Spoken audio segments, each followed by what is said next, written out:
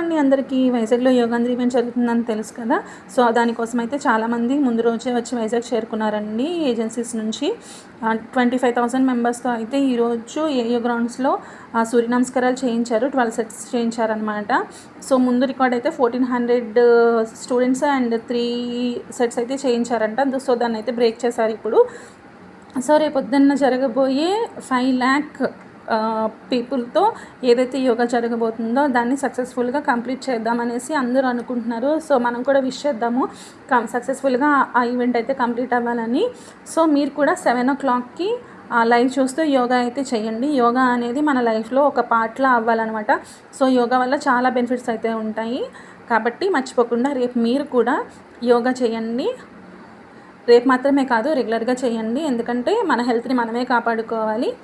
So రేపొద్దున అందరూ యోగా చేద్దాము. Thank you for watching.